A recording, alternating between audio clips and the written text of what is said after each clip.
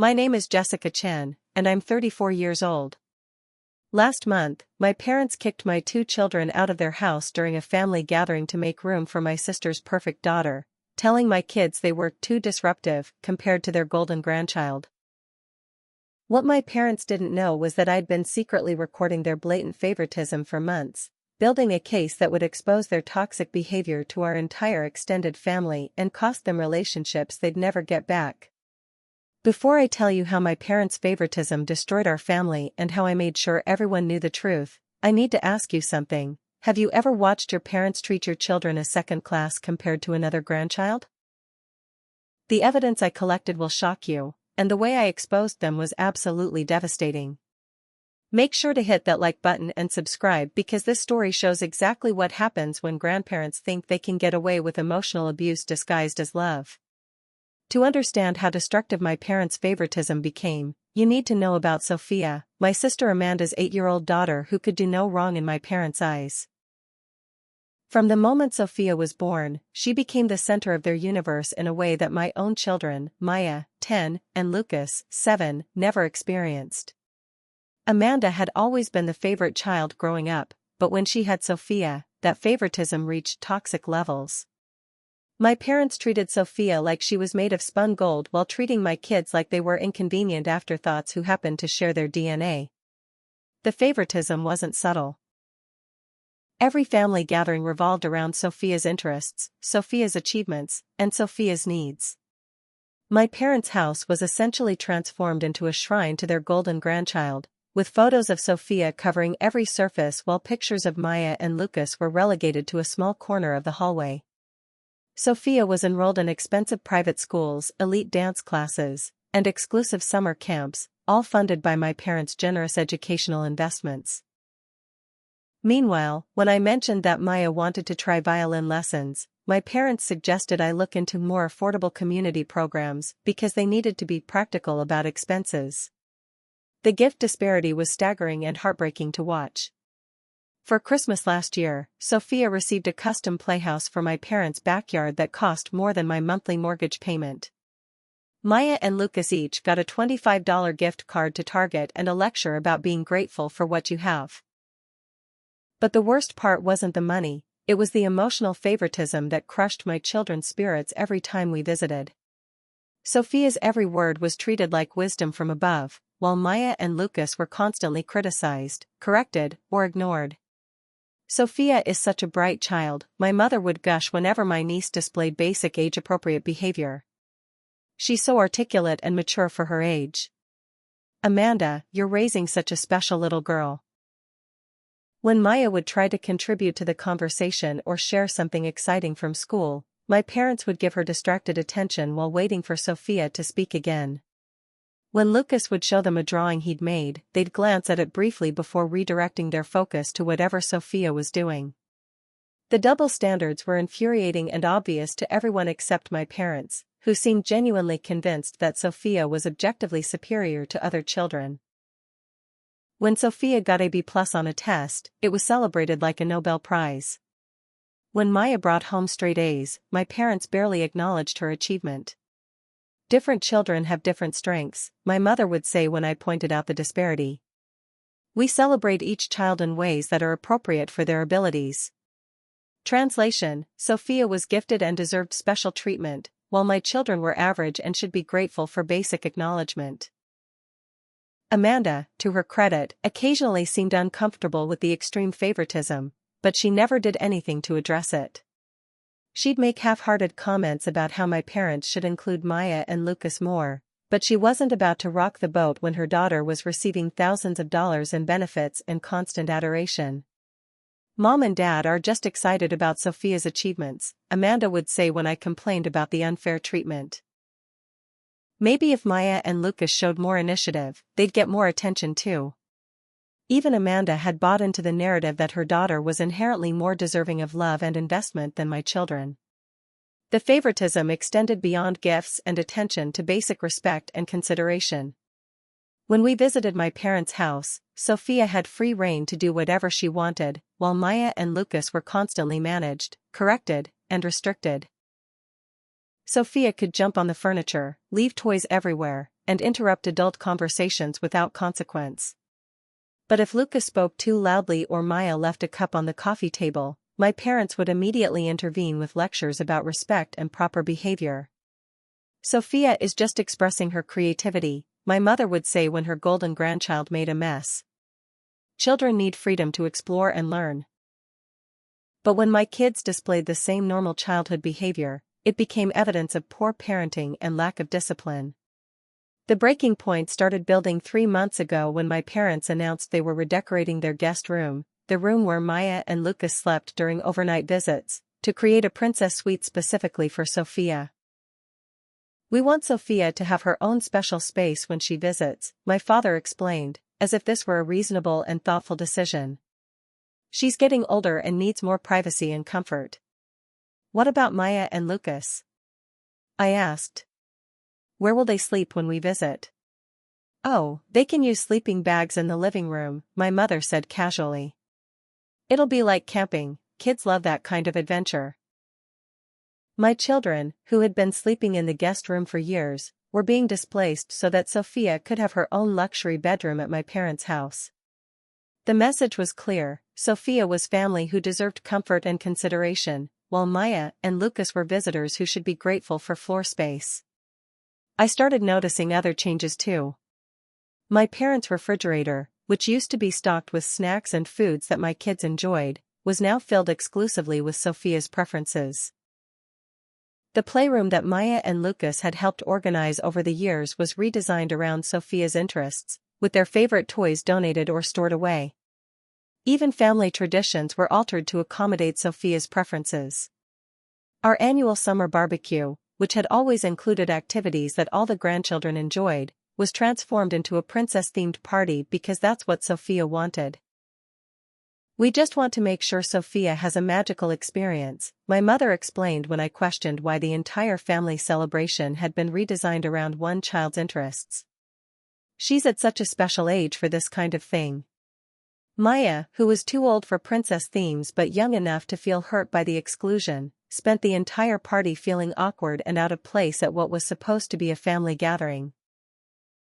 But the most damaging aspect of my parents' favoritism wasn't the material disparity, it was how it was affecting my children's self-esteem and their relationship with their grandparents. Maya had started asking why Grandma and Grandpa didn't love her as much as they loved Sophia. Lucas had begun acting out during visits, desperately trying to get the attention and approval that came so easily to his cousin. "Mama, why don't Grandma and Grandpa think I'm special?" Maya asked me after a particularly painful visit where she'd been ignored in favor of Sophia's piano recital rehearsal. "They do think you're special, sweetheart," I lied, because how do you explain to a 10-year-old that her grandparents are toxic people who play favorites with their own grandchildren? "No, they don't," she said with the devastating clarity that children sometimes possess. "They think Sophia is better than me. I can tell." Lucas was handling the rejection differently, becoming increasingly aggressive and attention-seeking during family visits. He'd interrupt conversations, make loud noises, and sometimes even act out physically, all desperate attempts to get the kind of focused attention that Sophia received just for existing. "Lucas is becoming such a difficult child," my mother complained after a visit where he'd knocked over a plant while trying to show my father a magic trick. "Maybe you should consider getting him evaluated for behavioral problems." The same woman who praised Sophia's spirited creativity when she made messes was suggesting my son needed psychological evaluation for displaying normal attention-seeking behavior in response to being ignored. That's when I realized that my parents weren't just playing favorites, they were emotionally abusing my children while convincing themselves they were being loving grandparents. The damage they were doing to Maya and Lucas's self-worth was real and lasting, and I couldn't stand by and watch it continue. But I also knew that confronting them directly wouldn't work. They'd already demonstrated their ability to rationalize and justify their behavior. If I was going to protect my children and expose the truth about my parents' toxic favoritism, I needed evidence. That's when I started recording everything. The decision to start secretly recording my parents' behavior wasn't made lightly, but after watching my children's self-esteem crumble under their grandparents' blatant favoritism, I knew I needed documented evidence of what was happening. Without proof, it would always be my word against theirs, and my parents had spent decades perfecting the art of gaslighting anyone who questioned their behavior. I started with a small digital recorder that I could keep in my purse during family visits. The audio quality was excellent, and the device was small enough that no one would notice it. I also began using my phone to record video when situations escalated, positioning it casually so it looked like I was just checking messages or taking pictures. The evidence I collected over 3 months was more damaging than even I had expected. I had hours of recordings that documented not just the favoritism, but the cruel and deliberate way my parents undermined my children while elevating Sophia. One of the most heartbreaking recordings happened during Sophia's birthday party at my parents' house. I had positioned my phone on the kitchen counter where it could capture the living room conversation while I helped with party preparations.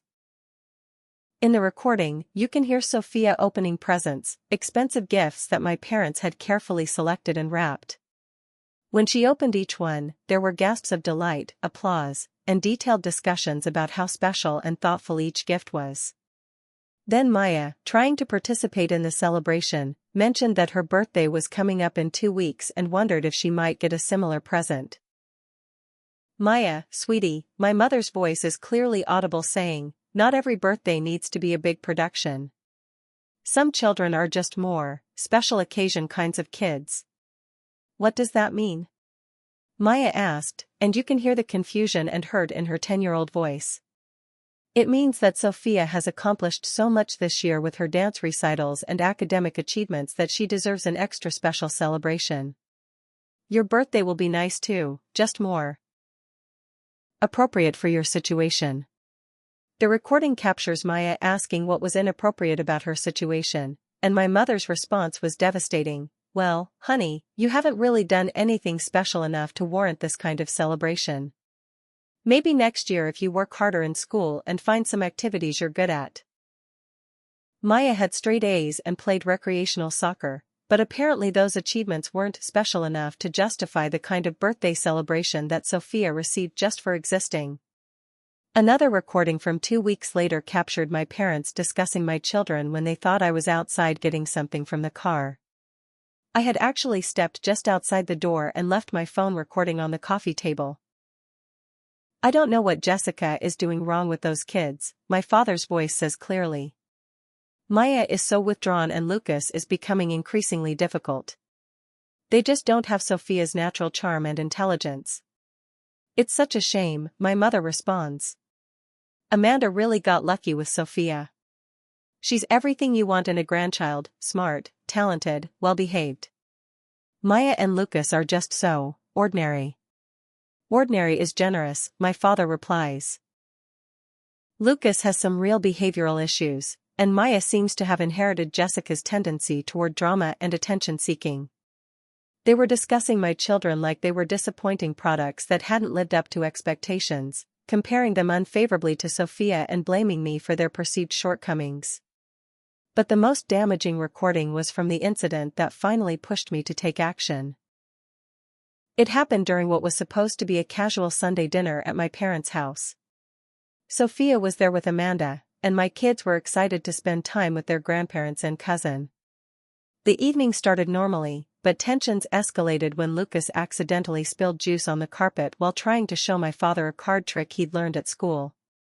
Instead of helping clean up or reassuring Lucas that accidents happen, my parents reacted with disproportionate anger and criticism. "Lucas, you need to be more careful," my mother snapped. "This is exactly the kind of behavior that makes it difficult to have you here." Meanwhile, just 2 hours earlier, Sophia had spilled chocolate ice cream on the same carpet, and my parents had laughed it off as just one of those things that happen with kids. The situation escalated when Maya tried to defend her brother, pointing out that Sophia had also spilled something earlier without getting in trouble. "Maya, that's enough," my father said sharply. Sophia's accident was different. She cleaned up immediately and apologized properly. Lucas just makes messes and expects other people to deal with them. This was factually untrue. I had watched Sophia leave her ice cream mess for my mother to clean while she continued playing. But my parents had rewritten history to maintain their narrative about their golden grandchild's superiority. Lucas, who was only 7 years old, started crying from the shame and confusion of being blamed for something his cousin had done without consequence. Instead of comforting him, my parents doubled down on their criticism. "And now he's crying about being held accountable for his actions," my mother said with disgust in her voice. "This is exactly what I'm talking about. Sophia would never react this way to appropriate discipline." That's when I heard the words that made me realize how toxic the situation had become. "Maybe it would be better if Maya and Lucas didn't visit as often," my father said to my mother, not caring that the children could hear every word. "They're just too disruptive compared to Sophia. Every time they're here, something goes wrong or someone gets upset." "You're probably right," my mother agreed. "Amanda brings Sophia over, and everything is peaceful and enjoyable. Jessica brings her kids, and there's always drama or accidents or behavioral problems." They were discussing banning my children from family gatherings because they were too disruptive compared to their perfect granddaughter. My kids, who had done nothing wrong except exist in the same space as their favored cousin, were being characterized as problems to be solved rather than grandchildren to be loved. But the recording that would ultimately end their relationship with my children forever captured what happened next. Maya, who had been listening to this entire conversation, tried one more time to get her grandparents' attention and approval. "Grandma, I got an A+ on my science project this week," she said quietly, trying to redirect the conversation towards something positive. "That's nice, dear," my mother replied dismissively. "Sophia won first place in the regional dance competition last weekend. Now that's really something to be proud of." Maya's academic achievement was dismissed in favor of praising Sophia's dance trophy, even though Maya had worked for weeks on her project and was desperately seeking some acknowledgement from her grandparents. "But Grandma, my teacher said it was the best project she'd seen all year," Maya persisted, and you can hear the desperation in her voice as she tried to get the kind of praise that Sophia received for everything she did. "Maya, stop trying to compete with Sophia," my father said harshly. "Not everyone can be exceptional at everything. Some people are just meant to be average." The recording captures the sound of Maya starting to cry and Lucas asking why Grandpa was being mean to his sister. Instead of realizing they had crushed a 10-year-old spirit, my parents became more aggressive. "This is exactly what we're talking about," my mother said. "Sophia never gets emotional or dramatic when we're having adult conversations. She knows how to behave appropriately in social situations." That's when I decided I had enough evidence. My parents weren't just playing favorites, they were systematically destroying my children's self-worth while convincing themselves they were being reasonable grandparents who simply had higher standards. The recordings I had collected painted a clear picture of emotional abuse disguised as tough love. My children were being compared, criticized, and dismissed in favor of their cousin, and my parents were discussing excluding them from family gatherings because they weren't as exceptional as Sophia. It was time to confront them with the evidence and make sure that everyone in our extended family understood exactly what kind of grandparents they really were. The final incident that pushed me to expose my parents happened 3 weeks ago during what was supposed to be a celebration of my father's 65th birthday.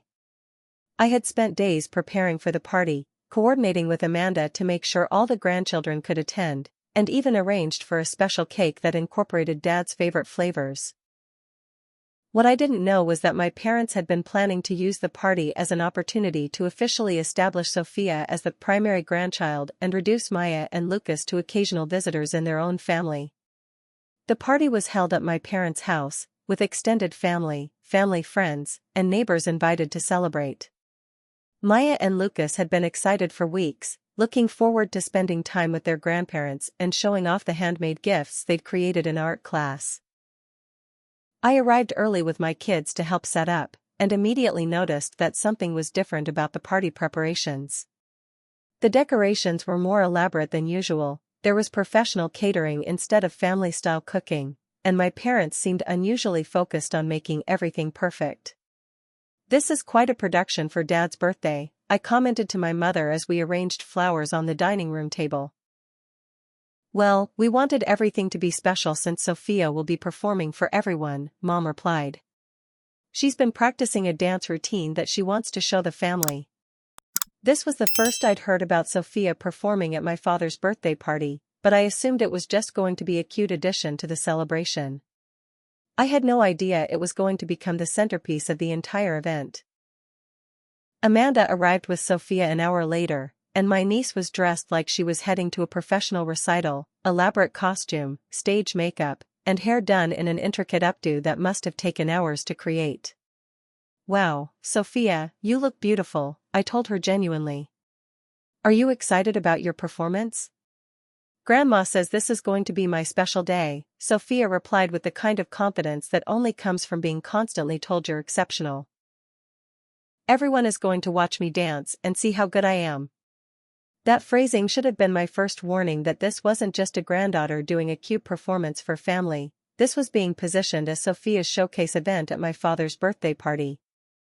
As guests arrived, my parents immediately began directing attention toward Sophia and her upcoming performance. Conversations that should have been about my father's birthday and retirement plans were instead focused on Sophia's dance classes, her recent competition wins, and her natural talent. Maya and Lucas, who had been excited to show their grandfather the gifts they'd made, were relegated to the background while Sophia held court in the center of the living room, describing her routine to anyone who would listen. "Grandpa, do you want to see the picture I drew of you?" Lucas asked, approaching my father with the portrait he'd worked on for hours. "That's very nice, Lucas," Dad replied without really looking at the drawing. "Maybe later. Right now we need to make sure everything is ready for Sophia's performance."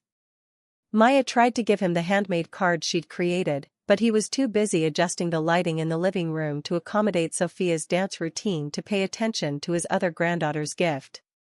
The message was clear. This was Sophia's day, and Maya and Lucas were expected to be an appreciative audience rather than participants in their grandfather's birthday celebration. When it came time for Sophia's performance, my parents literally asked all the guests to gather in the living room and give Sophia their full attention and respect. The 8-year-old performed her dance routine while 20 adults watched and applauded like she was a professional entertainer. "Isn't she remarkable?" My mother gushed to the assembled crowd. "Sophia has such natural grace and talent. We're so proud of our special granddaughter." After the performance, the praise continued for another 20 minutes, with guests complimenting Sophia's skill, her costume, her stage presence, and her obvious future in dance. My parents basked in the reflected glory of their golden grandchild while Maya and Lucas sat on the couch, watching everyone celebrate their cousin. But the truly devastating moment came when it was time to sing "Happy Birthday" to my father. As we were gathering around the cake, my mother made an announcement that changed everything. "Before we celebrate Dad's birthday, I want to share some exciting news with everyone," she said, beaming with pride. "Sophia has been accepted into the elite pre-professional dance program at the conservatory. It's an incredible honor that only a few children receive each year." The room erupted in congratulations and excitement, with everyone focusing on Sophia's achievement rather than my father's birthday. But then my mother continued with an announcement that made my blood run cold. "Because this program requires such a significant time and financial commitment, Dad and I have decided that we need to restructure our family priorities to make sure Sophia gets the support she deserves. This means we'll be focusing our resources and attention on helping Sophia succeed in this incredible opportunity." I watched my children's faces as they processed what their grandmother was saying. Maya, who was smart enough to understand subtext, looked confused and hurt. Lucas was still focused on the cake, but I could see that he sensed something was wrong from the tension in the room. "What does that mean, exactly?" I asked, though I was afraid I already knew. "It means that Sophia's dance program will require us to drive her to classes several times a week, attend competitions on weekends, and provide the kind of focused support that this level of commitment requires," my father explained. "We won't have as much time for other family activities." Other family activities was their euphemism for spending time with Maya and Lucas. Amanda looked uncomfortable but didn't object to my parents essentially announcing that their resources would be exclusively dedicated to her daughter. The other family members seemed confused by the timing of this announcement at a birthday party, but no one questioned the decision. That's when my mother delivered the final blow. We've also decided that it would be better if the Sunday family dinners were just Amanda, Sophia, and us for the next few months. Sophia needs calm, focused environments to succeed, and sometimes having other children around can be distracting. My children were being disinvited from family dinners because their presence was distracting to their cousin's success. At my father's birthday party, surrounded by extended family, my parents had essentially announced that Maya and Lucas were no longer welcome at regular family gatherings. "Mom, are you saying Maya and Lucas can't come to Sunday dinners anymore?" I asked, needing clarification even though the message was clear. "Not permanently," she said quickly, realizing how harsh it sounded.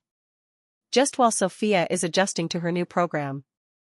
Maybe in a few months, when things settle down, we can figure out a schedule that works for everyone." But there was no schedule that would work for everyone because my parents had decided that everyone else would accommodate Sophia's needs rather than finding ways to include all their grandchildren. The recording I made of this conversation would become the centerpiece of my case against them, because it captured not just the favoritism, but the calculated way they excluded my children while making it sound reasonable and temporary. As we sang "Happy Birthday" to my father, Maya whispered to me, "Mama, does this mean we can't have dinner with Grandma and Grandpa anymore?" "We'll figure it out, sweetheart," I whispered back, but inside I was furious. My parents had used my father's birthday party to publicly announce that my children were second-class grandchildren who would be excluded from family activities to make room for their golden child. That night, after reviewing the recording of the entire incident, I decided it was time to stop documenting and start exposing. My parents had crossed a line that couldn't be uncrossed, and I was going to make sure everyone knew exactly what kind of grandparents they really were. I need to pause this story here because what I'm about to tell you next is the moment everything exploded. You might think that after months of documentation, I would have been prepared for my parents' reaction when I confronted them with the evidence. But nothing could have prepared me for the level of denial, manipulation, and outright cruelty they displayed when I played back their own words. If you've ever had to prove to someone that they were emotionally abusing children, you know how devastating this conversation was about to become. Make sure you stay subscribed because their response to hearing themselves on tape was so shocking that it changed our family forever. I waited 1 week after my father's birthday party before requesting a private meeting with my parents. I wanted them to have time to reflect on what they'd done, hoping they might realize on their own how inappropriate their behavior had been. Of course, they spent that week planning Sophia's first conservatory class and discussing how proud they were of their decision to prioritize excellence. I asked them to meet me at a local coffee shop, neutral territory where they couldn't control the environment or easily walk away when the conversation became uncomfortable. I brought my laptop, a portable speaker, and a folder containing transcripts of the most damaging recordings I'd collected. "Jessica, you sounded so serious on the phone," my mother said as they sat down across from me. "Is everything okay?" "Actually, no, everything is not okay," I replied, pulling out my laptop. "We need to talk about how you've been treating Maya and Lucas compared to Sophia." Dad immediately went on the defensive. "Oh, not this again. Jessica, we love all our grandchildren equally. Just because we're excited about Sophia's opportunities doesn't mean we don't care about your kids." "I want to show you something," I said, opening my laptop and connecting the speaker. "I've been recording our family interactions for the past 3 months because I knew you'd deny what you've been doing to my children." The shock on their faces was immediate and complete. Mom's mouth fell open, and Dad's expression shifted from defensive to angry. "You've been recording us?" Mom asked in a whisper. "In our own home?" "Yes, because you've been emotionally abusing my children, and I knew you'd never admit it without proof." "Emotional abuse?" Dad's voice was rising. "Jessica, that's a serious accusation. We've never abused anyone." "Let me play you some examples," I said, clicking on the first audio file. This is from Sophia's birthday party 2 months ago. I played the recording where my mother told Maya that she wasn't special occasion kinds of kids and that she hadn't done anything special enough to warrant this kind of celebration. Hearing their own voices saying these cruel things to a 10-year-old seemed to stun them into silence. I don't remember saying that, Mom said weakly. It's your voice, Mom. Recorded 3 weeks ago. Here's another one. I played the recording from when they thought I was outside, where they called my children ordinary and disappointing while praising Sophia as everything you want in a grandchild. Dad's face had gone red with anger, but not at himself, at me. Jessica, this is entrapment. You tricked us into saying things in private that were never meant to be shared. So you admit you said them? I admit that sometimes we express frustration privately about parenting challenges, but that doesn't make us abusive. Parenting challenges? I pulled out the transcript and read their exact words back to them. You said my children were just so ordinary and that Lucas has some real behavioral issues. You said Maya had inherited my tendency toward drama and attention-seeking. These aren't parenting challenges, this is you systematically tearing down my children's self-worth. Mom was crying now, but they weren't tears of remorse, they were tears of someone who'd been caught doing something shameful and was embarrassed by the exposure. Jessica, please, can't we discuss this privately without all these recordings? You're making us sound like monsters. I'm not making you sound like anything. I'm playing back your actual words about your own grandchildren. I played the recording from the juice spill incident, where they berated Lucas for an accident while excusing identical behavior from Sophia. Then I played the devastating clip where they told Maya to stop trying to compete with Sophia because not everyone can be exceptional and some people are just meant to be average. Listen to what you said to a 10-year-old who was just trying to share her achievement with her grandparents, I said as Maya's voice on the recording tried to tell them about her A+ science project. We were trying to teach her realistic expectations, Dad said, still defending their behavior even while hearing the damage they'd done. Realistic expectations? You told her she was average and that her academic success wasn't worth celebrating because it wasn't as impressive as Sophia's dance trophy. But the recording that finally broke through their denial was from my father's birthday party, where they announced that Maya and Lucas would be excluded from Sunday dinners because their presence was distracting to Sophia's success. As they listened to themselves publicly disinviting their own grandchildren from family gatherings, I watched their expressions change from defensive to horrified. Even they couldn't rationalize or justify what they were hearing. Oh my God, Mom whispered. Did we really say that? In front of everyone? You announced to our entire extended family that Maya and Lucas were no longer welcome at regular family dinners because they might interfere with Sophia's dance program. You used my father's birthday party to publicly establish a hierarchy where Sophia's needs matter more than your other grandchildren's inclusion in the family. The coffee shop had gone quiet around us, with other customers clearly listening to our conversation. My parents seemed to realize for the first time how their behavior would sound to strangers, and how it had probably sounded to our family members who witnessed it. Jessica, we never meant. We were just trying to make sure Sophia had the support she needed for this opportunity, Mom said, grasping for justification. By excluding your other grandchildren from the family? It was supposed to be temporary. Mom, listen to yourself.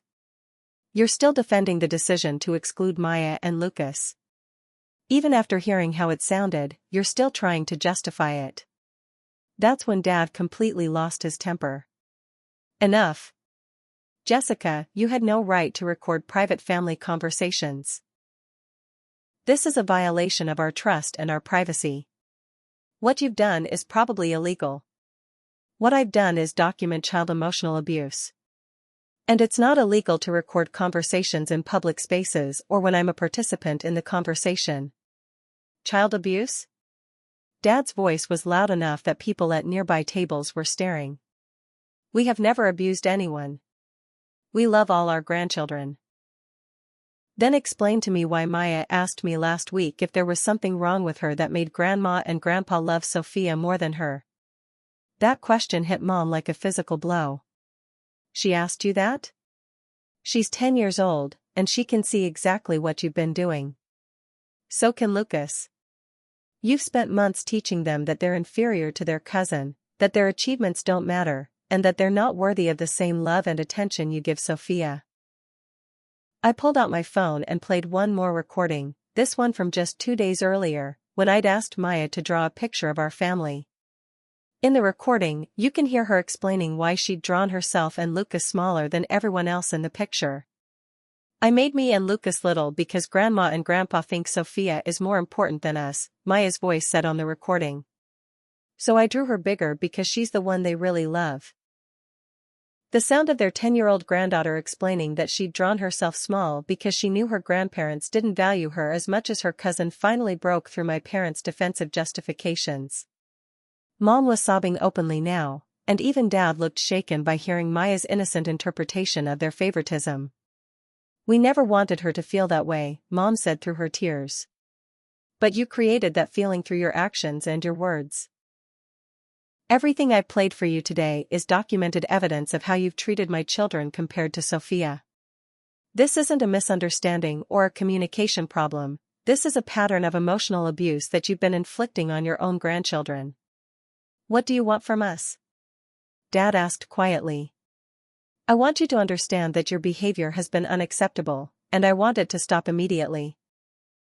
But more than that, I want you to understand that there will be consequences for what you've done to Maya and Lucas. What kind of consequences? I'm sharing these recordings with our entire extended family so everyone knows how you really treat your grandchildren. I'm also limiting your access to my children until you can prove that you've changed. The color drained from both their faces as they realized that their carefully maintained image as loving grandparents was about to be destroyed by their own recorded words. Jessica, please don't do this to us, Mom begged. Think about what this will do to our family relationships. I am thinking about family relationships. Specifically, I'm thinking about protecting my children from grandparents who have shown them that love is conditional and that they're not worthy of equal treatment. As I packed up my laptop and prepared to leave, Dad made one final attempt to control the narrative. Jessica, if you share those recordings, you'll tear this family apart forever. No, Dad. You tore this family apart when you decided that some grandchildren matter more than others. I'm just making sure everyone knows the truth about what you've done. Walking out of that coffee shop, I felt a mixture of relief and sadness. Relief that I'd finally confronted them with undeniable evidence of their behavior, and sadness that it had come to this point. But my children deserved better than grandparents who treated them like second-class family members, and I wasn't going to let my parents continue their emotional abuse disguised as love. The real reckoning was just beginning. After the devastating confrontation with my parents, I spent 2 days carefully preparing the evidence I would share with our extended family. I wasn't going to dump hours of recordings on everyone. Instead, I created a comprehensive presentation that told the story clearly and let people hear the most damaging clips in context. I started by sending a group email to my aunts, uncles, and cousins, explaining that I needed to share something important about my parents' treatment of their grandchildren. I didn't reveal the details immediately, I just asked everyone to attend a family meeting at my house that weekend. I know this is unusual, I wrote, but there are some serious issues involving my children that the whole family needs to understand. I have documentation that will be difficult to hear, but it's important that everyone knows what's been happening. The response was immediate and concerned. My Aunt Linda called within an hour, worried that something terrible had happened to Maya or Lucas. Uncle Robert texted asking if the kids were safe. My cousin Sarah wanted to know if this was about my parents' health or some kind of family emergency. Everyone is physically safe, I assured them. But there are emotional safety issues that we need to address as a family. Saturday afternoon, my living room was filled with relatives who'd driven from all over the state to attend this mysterious family meeting. My parents had been invited but chose not to come, sending a message through Amanda that they felt ambushed and betrayed by my decision to involve the extended family in what they considered a private matter. Amanda did attend, bringing Sophia with her, which created an awkward dynamic since much of what I was about to reveal centered on their treatment compared to my children's experience. "Thank you all for coming," I began, standing in front of my family with my laptop connected to the TV screen. "What I'm about to share with you is going to be shocking and painful to hear. For the past 3 months, I've been documenting how my parents treat my children compared to Sophia, and the evidence reveals a pattern of emotional abuse disguised as grandparent favoritism." The room went silent. Cousin Sarah looked confused, Uncle Robert seemed skeptical, and Aunt Linda's expression showed she was preparing for something serious. "I know that sounds like a strong accusation," I continued, "but I want you to hear their own words before you make any judgments about what I'm claiming." I started with the context, explaining how the favoritism had escalated over the years and how it was affecting Maya and Lucas's self-esteem and their relationship with their grandparents. Then I played the first recording, the conversation from Sophia's birthday party where my mother told Maya she wasn't a special occasion kind of kid. The reaction was immediate and visceral. Aunt Linda gasped audibly. Uncle Robert's face showed genuine shock. Even Amanda looked uncomfortable hearing her parents' words played back in this context. "That's my mother saying those words to my 10-year-old daughter," I explained as the recording ended. Maya had just mentioned that her birthday was coming up and wondered if she might get a similar celebration to Sophia's. I played several more clips, building the case methodically. The conversation where they called my children ordinary and disappointing, the incident where they berated Lucas for spilling juice while excusing identical behavior from Sophia, and the devastating moment where they told Maya to stop competing with Sophia because some people are just meant to be average. By the time I reached the recording from my father's birthday party, where my parents announced that Maya and Lucas would be excluded from Sunday dinners, several family members were crying openly. "They said this in front of all of you," I reminded them. Everyone at Dad's party heard them announce that my children were no longer welcome at regular family gatherings because their presence might be distracting to Sophia's success. Uncle Robert was the first to speak up. "Jessica, I was there that night, and I remember feeling uncomfortable about how that sounded, but I thought maybe I was misunderstanding something." "You weren't misunderstanding anything. They were publicly establishing a hierarchy where Sophia's needs matter more than Maya and Lucas's inclusion in the family." Aunt Linda was visibly angry. "I've watched this favoritism developing over the years, but I had no idea it had gotten this bad." "Those recordings. Those are their actual voices saying those horrible things to children." Amanda had been sitting quietly throughout the presentation, but now she looked defensive. "Look, I know Mom and Dad have been really excited about Sophia's opportunities, but they're not trying to hurt Maya and Lucas. They just want to make sure Sophia gets the support she needs." "Amanda," Cousin Sarah interjected, "did you hear the same recordings we just heard? Your parents told a 10-year-old that she wasn't special enough for a proper birthday celebration. They called her average and told her to stop trying to compete with your daughter.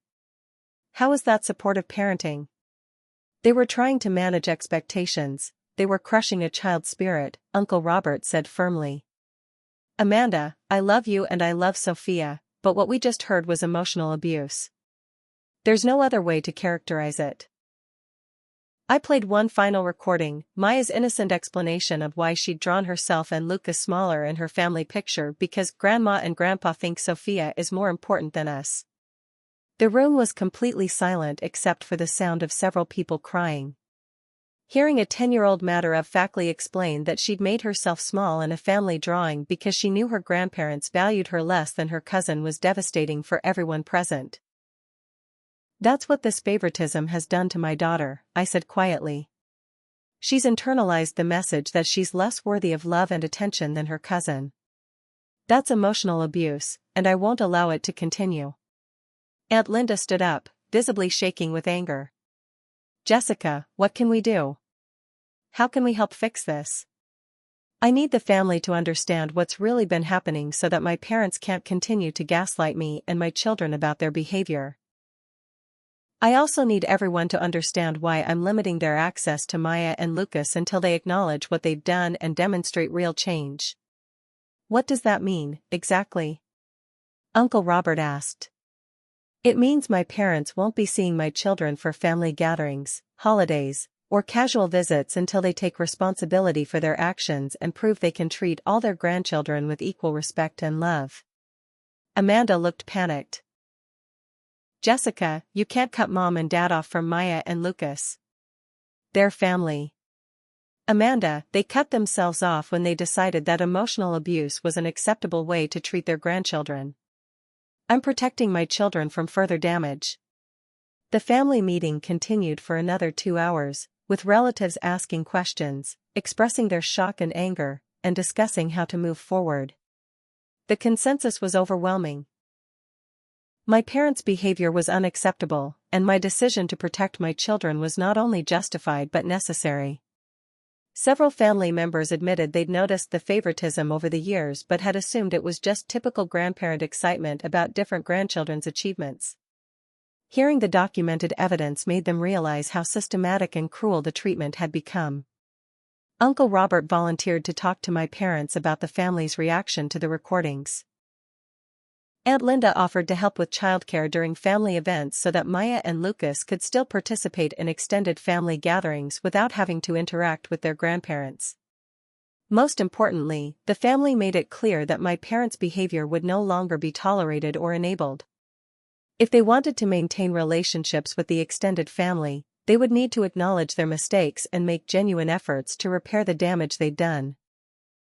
As relatives prepared to leave, many of them hugged Maya and Lucas extra tightly, making sure the kids knew they were loved and valued by the rest of the family. Several cousins made plans to spend individual time with my children, trying to counteract some of the damage my parents had inflicted. Aunt Jessica, my teenage cousin Emma, said as she was leaving, "I just want you to know that Maya and Lucas are amazing kids, and what Grandma and Grandpa did to them was wrong. We all see how special they are." That night, as I tucked my children into bed, Maya asked me about the family meeting and why so many relatives had been extra nice to her and Lucas. Sometimes grown-ups make mistakes that hurt children's feelings, I explained carefully. Today, our family talked about making sure that doesn't happen anymore. "Are we still going to see Grandma and Grandpa?" Lucas asked. "Not for a while," I said honestly. "Not until they can show us that they understand how to treat you both with the love and respect you deserve." The recordings had done their job, they'd exposed the truth and mobilized our extended family to protect my children from further emotional abuse. But the real test would be whether my parents were capable of genuine change or if their relationship with Maya and Lucas was permanently damaged by their years of systematic favoritism. The fallout from the family meeting was swift and more devastating for my parents than I had anticipated. Within 48 hours, they were facing a complete social isolation that forced them to confront the reality of what they'd done, though their initial response was predictably focused on managing their image rather than acknowledging their mistakes. The first sign that the extended family had taken my documentation seriously came when my parents tried to host their regular Sunday dinner with Amanda and Sophia, only to discover that several other family members who usually attended had declined to come. Aunt Linda called me to report the conversation she'd had with my mother. "Jessica, your mom called me crying, asking why I wasn't coming to Sunday dinner anymore." When I told her I couldn't support their treatment of Maya and Lucas, she actually tried to claim that those recordings were taken out of context. "What did you tell her?" I told her there's no context that makes it okay to tell a 10-year-old she's not special enough for a birthday party or that she's just meant to be average. She got angry and accused me of taking sides in a family dispute. Uncle Robert had a similar conversation with my father, who apparently tried a different approach, claiming that I had manipulated the recordings or somehow edited them to make him and my mother sound worse than they actually were. He suggested that you might have spliced together different conversations to create false evidence, Uncle Robert told me. I reminded him that those were his exact words, in his own voice, saying cruel things to his own grandchildren. There's no editing that could create that level of documented abuse. But my parents' most desperate attempt at damage control came when they tried to recruit Amanda to serve as their character witness and intermediary.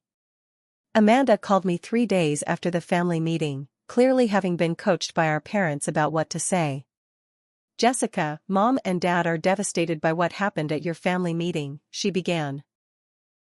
They feel like you've turned the whole family against them over some misunderstandings about grandparent favoritism. Misunderstandings? Amanda, you heard the recordings. Those weren't misunderstandings, those were your parents emotionally abusing my children while praising your daughter. But they never meant to hurt Maya and Lucas. They were just excited about Sophia's opportunities and maybe got a little carried away with their enthusiasm. Amanda, they told Maya she wasn't special enough for a proper birthday celebration. They said Lucas had behavioral problems for displaying the same behavior they praised in Sophia. They announced at a family party that my children were being excluded from family dinners. That's not enthusiasm, that's systematic emotional abuse.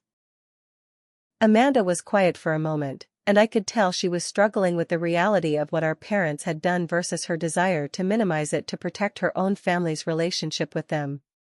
What would it take for you to forgive them and let things go back to normal? She finally asked. Amanda, things can never go back to normal because normal was my children being emotionally abused. For any relationship to be possible, Mom and Dad would need to acknowledge what they did, apologize sincerely to Maya and Lucas, and demonstrate sustained change in how they treat all their grandchildren equally. They're willing to apologize. Are they willing to acknowledge that what they did constituted emotional abuse? Are they willing to admit that their favoritism damaged my children's self-esteem? Are they willing to make concrete changes to ensure equal treatment going forward? Amanda hesitated, which told me everything I needed to know about the sincerity of their supposed willingness to apologize. They think emotional abuse is too strong a term for what happened. Then they're not ready to take responsibility for their actions, which means they're not ready to have a relationship with my children. The conversation ended with Amanda frustrated and my parents still in denial about the severity of their behavior. But the most telling revelation about my parents' mindset came a week later when they made their most manipulative move yet. They attempted to use Sophia as a weapon against me. My mother called me, crying dramatically, to tell me that Sophia was confused and upset about why Maya and Lucas weren't coming to family gatherings anymore. Sophia keeps asking where her cousins are, Mom said through theatrical sobs. She misses them, and she doesn't understand why they can't come to Grandma and Grandpa's house anymore. You're hurting an innocent child with this vendetta against us. The irony was staggering. My parents, who had spent years teaching Sophia that she was superior to her cousins and more deserving of attention and resources, were now using her supposed distress as emotional blackmail to guilt me into exposing my children to further abuse. Mom, if Sophia is upset about not seeing Maya and Lucas, you can arrange for them to spend time together without involving you and Dad. This isn't about the kids' relationship with each other, it's about protecting my children from grandparents who have proven they can't treat them with basic respect. We've learned our lesson, Jessica. We'll do better. What lesson have you learned, specifically? We've learned that we need to be more careful about how we express our excitement about different grandchildren's achievements. Even in her supposed apology, my mother was still characterizing systematic emotional abuse as being less careful about expressing excitement. She wasn't acknowledging what she'd actually done, she was minimizing it and framing it as a communication problem rather than a pattern of psychological damage. Mom, that's not what happened, and that's not what you need to learn. You told Maya she wasn't special, you excluded my children from family events, and you systematically taught them that they were inferior to their cousin. Until you can acknowledge the actual damage you did, nothing can change. The conversation ended with my mother hanging up on me, apparently frustrated that her manipulation tactics weren't working. But the most revealing insight into my parents' character came through my cousin Sarah, who had maintained a relationship with them to monitor their behavior and report back to the family about whether they were showing genuine remorse. Jessica, you need to know that your parents are telling people a completely different version of what happened, Sarah reported after attending one of their dinner parties. They're claiming that you secretly recorded private family conversations and then edited them to make them look bad because you were jealous of Sophia's success. They're claiming I edited the recordings? Your dad is telling people that modern technology makes it easy to manipulate audio files and that you probably spliced together different conversations to create false evidence. Your mom is saying that you've always been jealous of Amanda's success and that you're using your children as weapons in a sibling rivalry. This was perhaps the most damning evidence of my parents' character. Faced with undeniable proof of their emotional abuse, they chose to attack my credibility and claim the evidence was fabricated rather than take responsibility for their actions. They're also telling people that the family turned against them based on lies, Sarah continued, and that eventually everyone will realize they were manipulated by your fake recordings. My parents weren't just refusing to acknowledge their mistakes, they were actively working to discredit the evidence and convince people that I was a vindictive daughter who had framed them for child abuse they never committed. This confirmed that my decision to cut off their access to Maya and Lucas was not only justified but necessary. Parents who would rather claim evidence was fabricated than admit they had emotionally abused their grandchildren were not safe people to have around vulnerable children. The extended family's reaction to my parents' victim playing and evidence denial was swift and decisive. Uncle Robert called a second family meeting to address my parents' attempts to rewrite history and manipulate the narrative. "We all heard those recordings," he announced to the assembled relatives. "We heard their voices saying cruel things to children. Anyone who wants to maintain a relationship with people who would rather claim evidence was faked than admit they hurt kids is welcome to do so, but the rest of us know what we heard." The family meeting resulted in my parents losing relationships with most of our extended relatives, who were disgusted not just by the original abuse but by their refusal to take responsibility and their attempts to gaslight everyone about what had actually happened. My parents had created their own isolation through their choices, and they were about to discover that actions have consequences even when you refuse to acknowledge what those actions were. 6 months later, I'm writing this from my kitchen table while Maya and Lucas work on homework nearby, and I can honestly say that removing my parents from our lives was one of the best decisions I've ever made as a mother. The transformation in my children's confidence and happiness has been remarkable, and it's confirmed that protecting them from emotional abuse was absolutely the right choice. Maya no longer asks why her grandparents don't love her as much as they love Sophia. Lucas has stopped acting out for attention because he's receiving consistent, genuine affection from the extended family members who've stepped up to fill the grandparent role in healthy ways. Both children are thriving academically and socially in ways that would have been impossible while they were being systematically undermined by their own grandparents. The most beautiful change has been watching my children rediscover their own worth. Maya recently won first place in her school's science fair, and when I told her how proud I was, she beamed with genuine joy instead of the anxious attention-seeking I'd seen when she tried to impress my parents. Lucas has joined the school's art club and creates beautiful drawings that he's excited to share without worrying that they won't be special enough to merit praise. My parents made several more attempts to regain access to my children over the past 6 months, each one revealing their continued inability to understand what they'd done wrong. They sent cards on Maya and Lucas's birthdays with generic messages that avoided any acknowledgement of their behavior. They tried to use holidays as emotional leverage, calling to say how incomplete family celebrations felt without all the grandchildren present. The most manipulative attempt came when they claimed my father was having health issues and that seeing his grandchildren might help with his recovery. When I asked for medical documentation of these supposed health problems, they became angry and accused me of being heartless and using children as weapons. But their most revealing moment came when Amanda told me about a conversation she'd overheard between my parents and their friends at a restaurant. According to Amanda, my mother was telling the story of our family conflict to a group of their peers, portraying herself as the victim of a vindictive daughter who had turned the family against them with doctored recordings. "She actually told these people that you had faked those audio files," Amanda reported, looking uncomfortable with her own parents' dishonesty. Even after everything that's happened, she's still claiming that the evidence was manufactured. That conversation convinced Amanda that our parents were never going to acknowledge their mistakes or change their behavior. She began limiting Sophia's time with them as well, realizing that grandparents who would rather lie than take responsibility for hurting children weren't the kind of role models she wanted for her daughter. The extended family's response has been overwhelmingly supportive.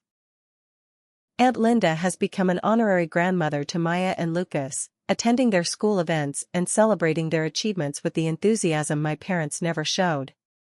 Uncle Robert and his wife have included my children in their family vacations, creating positive memories that help counteract the damage from years of being treated as second-class grandchildren.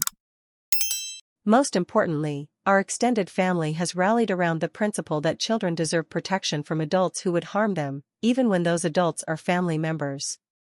Several relatives have shared their own stories of childhood favoritism and emotional abuse, creating a family culture that prioritizes children's well-being over adult comfort. The recordings I made served their purpose perfectly. They provided undeniable evidence of systematic emotional abuse and prevented my parents from gaslighting anyone about what had really happened.